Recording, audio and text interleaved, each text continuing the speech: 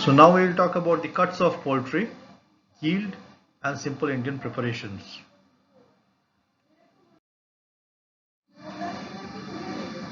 So this is the according to the food uh, uh, food and drug authority, or also the US agricultural authorities, you have uh, this kind of a classification of a chicken, or the cuts of chicken. This is how it is.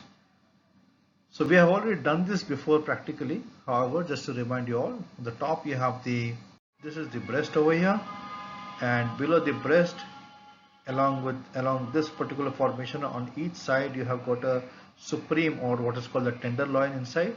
Right? The top of the breast is also called fillet at times, and this is the wing. Of the wing, there are three parts. The first section, which is the top, which is also called the wing drummet. The first section, this section is also called the wing drummet, and this is the flat wing tip, and this one is the wing tip. Right? This is the drummet, this is the flat wing tip, and this is the wing. This is the wing tip. This is the thigh, and this is the drumstick. Together they make for the leg. This over here they are calling it tail. I have taught you that this is called the Parson's nose. P-A-R-S-O-N''S. Parson's nose. Breast of chicken. So we have done this cut before. This is the drummet part of it, which has been Frenched.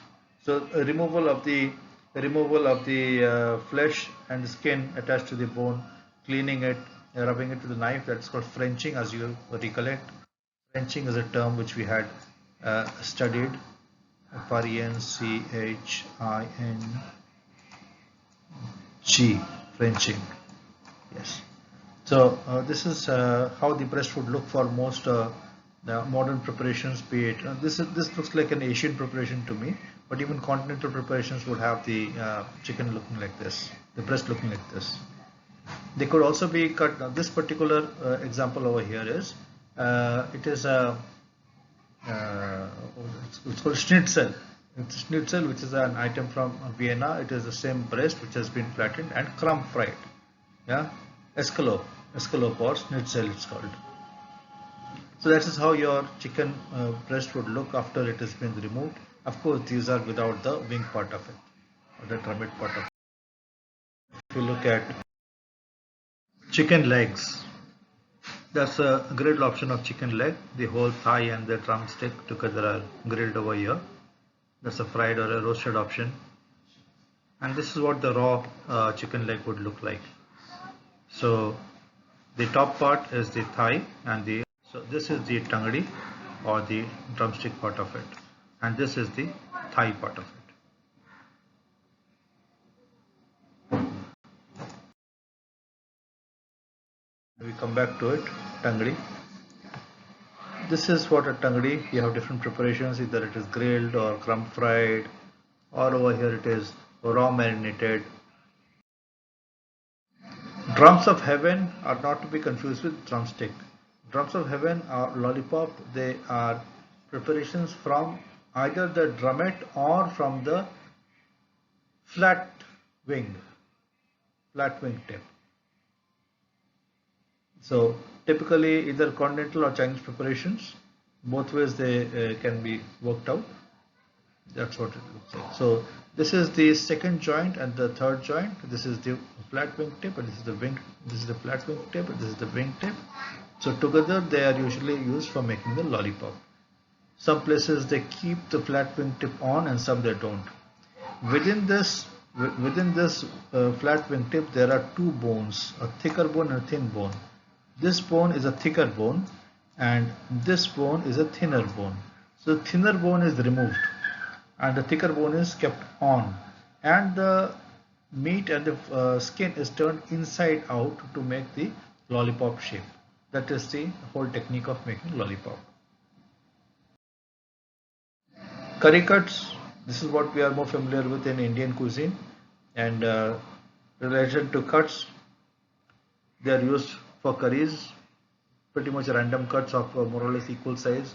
When you go to a butcher, he asks you, sir, chote, medium, या बड़े size में छोड़ूं? So depending on what your response is, the cuts are there. So there are no particular rules for curry cuts. Could be just about anything. As far as hotels or the restaurants are considered, the typical cuts are 8 to a small bird. So if your bird is about 800 grams, there are about 8 cuts to it. You have from the legs, you have the thigh and the drumstick, and from the breast you have usually 2 parts. If it's a large breast, then it is 3 parts.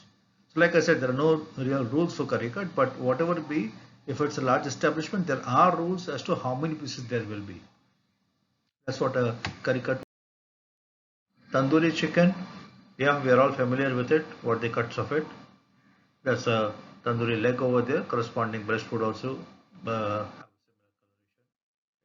similar coloration. It is cooked by roasting in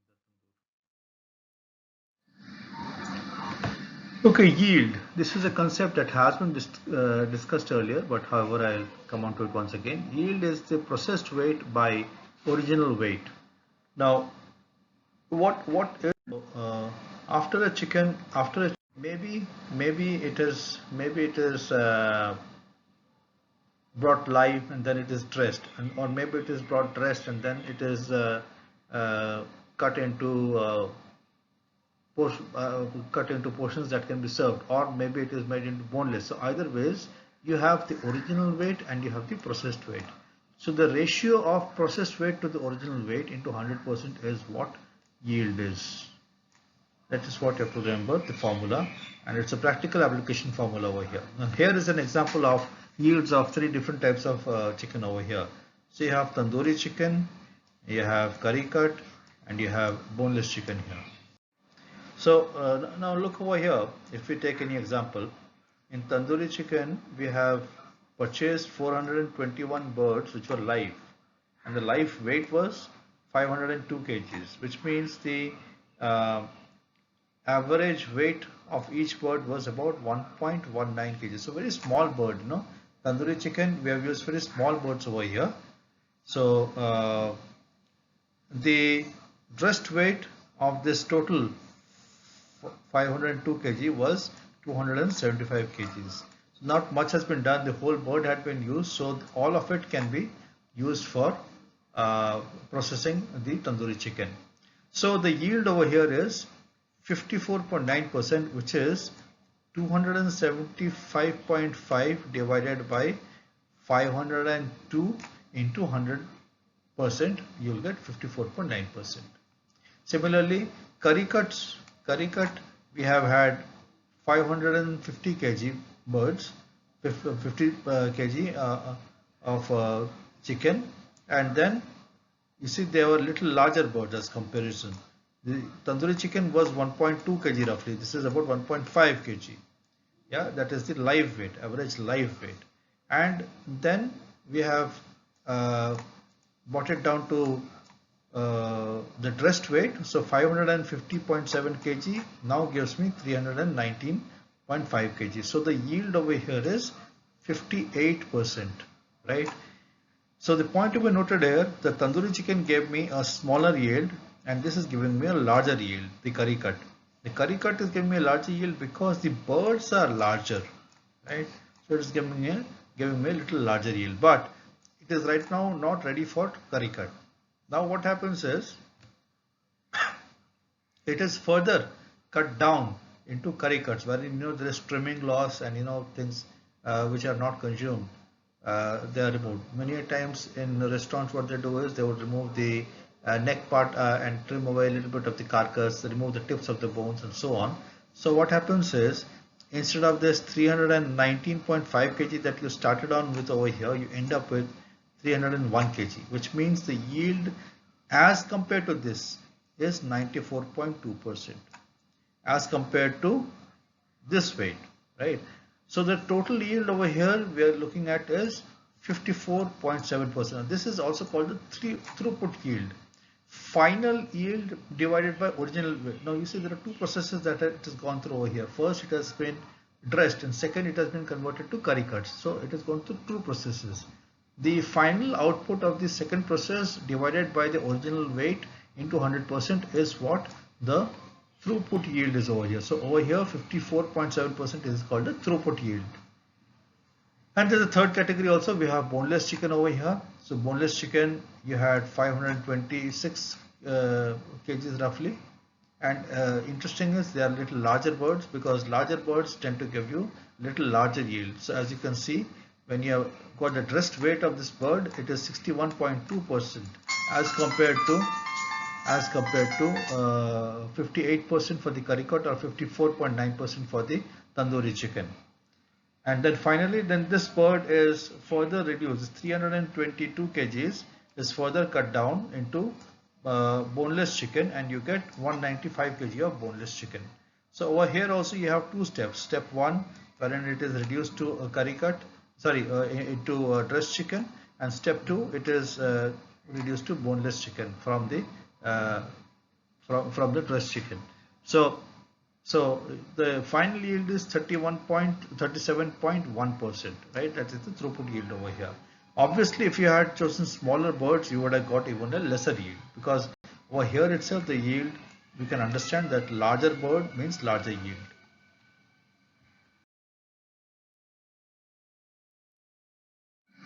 Murg makhani. We are coming over to some standard Indian preparations. Murg makhani, all of us know what it is. It's in a makhani gravy, typically served with tandoori roti. Korma is usually, it has got a nut base, onion base. Many a times it could be a fried onion or a boiled onion or a raw onion paste base, and it is thickened using nuts, sometimes coconut, peanut, sesame seed, cashew nut, almonds, depends on what kind of preparation. And then uh, some kind of a souring agent is typically put in, either curd or sometimes tomatoes, depends. Shahi korma would be white in color. Also a rasala, it would be white in color, wherein you add in cream, etc. to make it rich. Murg do Pyasa. The word do Pyasa comes from Mullah do Pyasa, who was one of the Navratans of Akbar's court.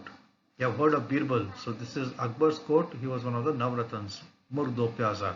The name do Pyasa comes from him. So this is got in normal restaurant parlance. You have onions which are in two forms. So you have onion which is let's say fried, and also onion which is in paste form. So in two forms onions are there. It is murg do pyasa. Chicken halim. This is a typical Hyderabadi specialty, wherein the chicken is cooked along with broken wheat or dalia and cooked for long hours, pounding it together along with masalas, served with ghee, etc., and then served topped with fried onion and fried cashew nuts along with lemon. That is fried halim, which you get it during now around the Ramzan season. Halim is what is popular. Also, like pakoras are there. Different kind of pakoras are typically batter fried. Baos and momos, these are the steamed options of chicken. You could steam chicken and serve it in a